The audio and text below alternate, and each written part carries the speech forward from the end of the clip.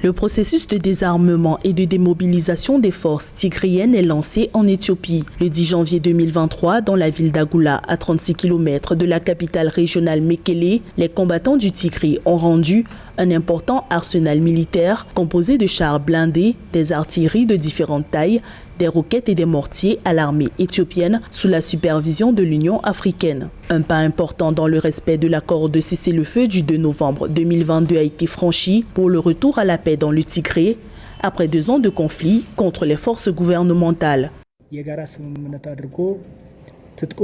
Conformément à l'accord, le désarmement est devenu effectif. Nous nous sommes retirés de nos lignes de front et les forces de défense du Tigray également.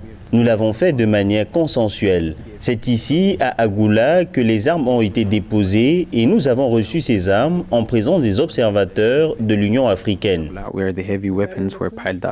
L'Union africaine a salué un acte exemplaire qui s'aligne à sa feuille de route visant à mettre fin au conflit et faire taire les armes en Afrique à l'horizon 2030. L'organisation panafricaine espère désormais le rétablissement de l'ordre constitutionnel dans le Tigray.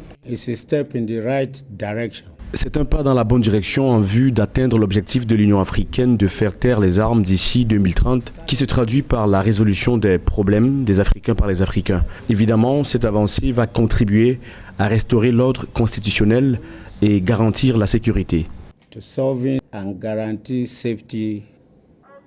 L'accord de cessez-le-feu entre le Front de libération du peuple du Tigray et le gouvernement éthiopien prévoit également le rétablissement des services sociaux de base. Depuis mi-novembre 2022, l'aide humanitaire est de nouveau acheminée vers 5 millions de personnes au Tigray. Dans le même temps, la région a reçu un approvisionnement de plus de 1,3 million de litres de carburant avec la reprise des livraisons de fuel le 8 janvier 2023.